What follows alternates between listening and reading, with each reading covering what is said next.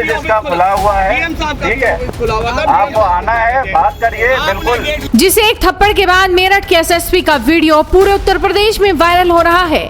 आखिर उसके पीछे की इनसाइड स्टोरी क्या है? तमाम सोशल मीडिया और मुख्य धारा के मीडिया चैनलों पर उन्हें थप्पड़बाज एसएसपी कहकर चलाया जा रहा है, लेकिन सच्चाई कुछ और ही है। आज हर कोई आधा अधूरा वीडियो देख रहा है, लेकिन सिक्के का दूसरा पहलू कोई नहीं दिखा रहा। आखिर क्यों एक पुलिस कप्तान जो पढ़ा लिखा है, देश की सबसे कठिन यूपीएससी परीक्षा पास करके आया है, जिसने सालों कड़ी ट्रेनिंग ली, कई जिलों में कानून व्यवस्था को संभाला, आखिर उस कप्तान के सब्र का बांध क्यों टूट गया? उनके सब्र के टूटने की कहानी जब आप सुनेंगे तो आप भी हैरान रह जाएंगे। दरअसल मेरठ में बीए छात्रा ललिता गौतम हत्याकांड को लेकर कलेक्ट्रेट पर प्रदर्शन किया जा रहा था। पुलिस प्रशासन समझाने की कोशिश में था कि रास्ता जाम न करे। लगातार अपील की जा रही थी कि एम्बुलेंस फंसी है, आम जनता परेशान है, सड़क जाम न करे, कार्यालय में आए और बातचीत करें। मजमा है, टोटली गैर कानूनी है। ये तालाब ने ठीक है जी, ये तालाब आपका मेरा ऑफिस खुला है, सबके आगे कप्तान साहब का भी ऑफिस खुला हुआ है, ठीक है। आपको बता दिया गया है, ऑफिस इसका खुला हुआ है, ठीक है, आपको आना है, बात करिए, बिल्कुल।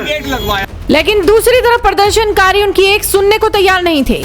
ऐसा लग रहा था कि वो इंसाफ के लिए नहीं बल्कि किसी बड़े एजेंडे के तहत यहाँ पहुंचे थे और माहौल को बिगाड़कर किसी बड़ी घटना को अंजाम देने की फिराक में थे। और इस पूरे ड्रामे के पीछे चेहरा है वकील रवि गौतम का। वो रवि गौतम जो वहाँ पीड़ित परिवार को इंसाफ दिलाने नहीं बल्कि अपनी राजनीति चमकाने के लिए पहुंचा था। अब आप जरा देखिए कि एसएसपी अविनाश पांडे ने रवि गौतम को थप्पड़ क्यों मारा, इसके पीछे का बड़ा सच क्या है। दरअसल रवि गौतम के गले में जो आप गमछा देख रहे हैं, उसने इससे अपनी ही जान लेने की कोशिश की। वहां मौजूद पुलिस कर्मियों ने उसे रोका, लेकिन वो अपनी जिद पर अड़ा रहा। जैसे ही ये खबर कप्तान तक पहुंची, वो तुरंत वैन में पहुंचते हैं और इस तरह की घटना को देखकर उनका सब्र टूट जाता है। मीडिया जिसे थप्पड़बाजी कह रही है, वो थप्पड़ कोई गुस्सा नहीं था बल्कि एक जान बचाने और कानून का इकबाल बुलंद रखने के लिए उठाया गया एक सख्त और जरूरी कदम था। बांध रहा, देखो बांध रहा, वो फंदा बांध रहा, वो फंदा बांध रहा अंदर, वो फंदा बांध रहा है गले पे। कप्तान साहब फंदा बांध रहा हो, कप्तान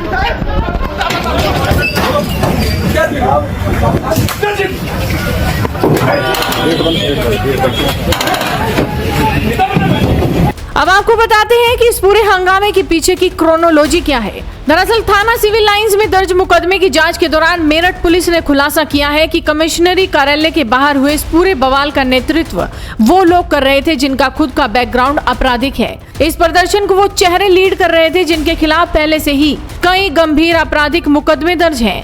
यानी इंसाफ की आड़ में पूरा खेल सिर्फ और सिर्फ माहौल बिगाड़ने के लिए रचा गया था। बिना अनुमति के धरना देकर मुख्य मार्ग को बाधित करने के मामले में पुलिस ने मुकदमा दर्ज कर कई उपद्रवियों को नामजद कर लिया है। पुलिस ने तो यहाँ तक बताया है कि पीड़ित के परिवार को बहला फुसलाकर प्रदर्शन के लिए राजी किया गया, जबकि वो पुलिस की कार्रवाई से पूरी तरह से संतुष्ट थे। देखिए, 15 मई को एक महिला थाना टीपी नगर क्षेत्र से गुमशुदा हुई थी, जिनके परिजनों द्वारा 16 मई को थाना टीपी नगर पर सूचना दी गई थी।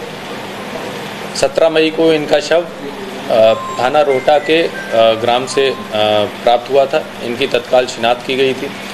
सीसीटीवी में जो चैन था जिसके साथ में ये जाति दिखाई पड़ रही थी, उस पर नामजद मुकदमा लिखा गया था।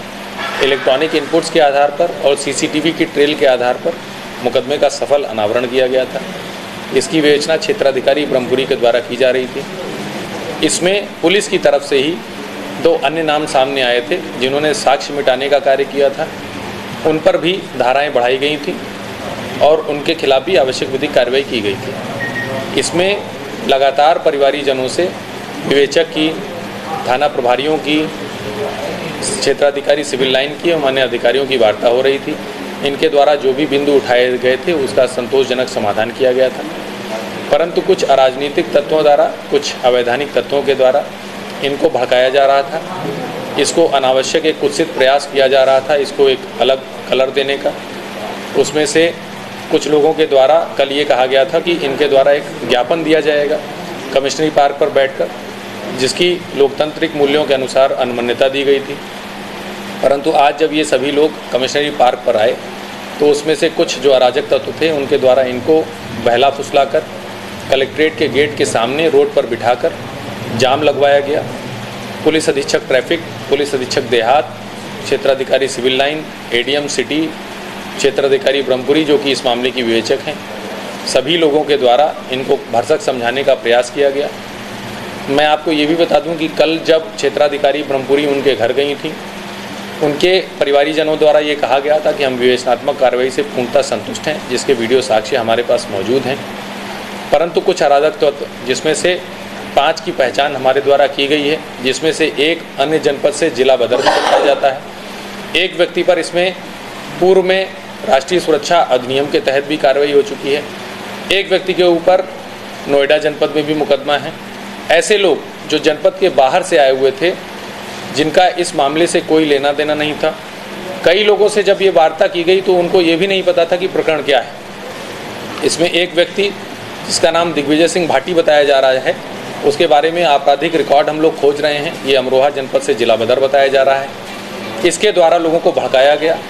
एक व्यक्ति रवि गौतम जो कि नोएडा जनपद का रहने वाला है, उसके द्वारा भी लोगों को भड़काया गया तथा लगातार पुलिस अधिकारियों के समझाने के बावजूद, प्रशासनिक अधिकारियों के समझाने के बावजूद भी ये रोड से नहीं हटे। बहुत देर हो जाने के उपरांत इनको वहाँ से हटाया गया है। इस प्रकरण में सुसंगत धाराओं में मुकदमा पंजीकृत किया जाएगा एवं आवश्यक विधिक कार्रवाई की जाएगी। सर, बताया जा रहा है कि इन्हें लालच दिया गया था कि तुम्हारे लाइसेंस बनवा देंगे। जी, ऐसी चीज़ें हमारे पास ऑडियो रिकॉर्डिंग भी उपलब्ध हैं, जिसमें लड़की के भाई को कुछ लोगों के द्वारा ये प्रलोभन दिया गया था। कई प्रकार के प्रलोभन दिए गए थे, लाइसेंस से लेकर अन्य प्रकार के प्रलोभन दिए गए थे। उस प्रकरण की भी जांच की जा रही है। हमारी जो जनपदीय सर्विलांस सेल है उसको भी लगाया गया है। ऐसे जितने भी लोग होंगे जो इसको अनावश्यक एक अराजकता का माहौल बनाने का प्रयत्न कर रहे थे, उन सभी के विरुद्ध आवश्यक कार्रवाई। कितने लोगों को हिरासत में? सर, किस तरीके से, जब ये बात इन्होंने मानी नहीं तो किस तरीके से पुलिस को हटाना पड़ा इनको, और कितने लोगों को हिरासत में लिया गया है? अभी 5 लोगों को हिरासत में लिया गया है और जो न्यूनतम आवश्यक बल प्रयोग है वो किया गया है। ठीक है। सवाल ये नहीं कि वहाँ क्या हुआ, सवाल ये है कि क्या पीड़ित परिवार को इंसाफ मिला। तो आपको बता दें कि कप्तान अविनाश पांडे की प्राथमिकता हमेशा न्याय रही है और इस मामले में भी कड़ी कार्रवाई की जा रही है। लेकिन न्याय की आड़ में अगर कोई अपनी सियासत चमकाएगा, एम्बुलेंस का रास्ता रोकेगा और खुदकुशी का ड्रामा करके पुलिस पर दबाव बनाने की कोशिश करेगा, तो एक जिले का कप्तान मूक दर्शक बनकर नहीं बैठ सकता। थप्पड़बाज एसएसपी के झूठे नैरेटिव और वायरल वीडियो के शोर में छिपे इस सच पर आपकी क्या राय है? अपनी राय हमें कमेंट कर जरूर बताइए। साथ ही इस वीडियो को शेयर कीजिए और जुड़े रहिए हेडलाइंस इंडिया के साथ।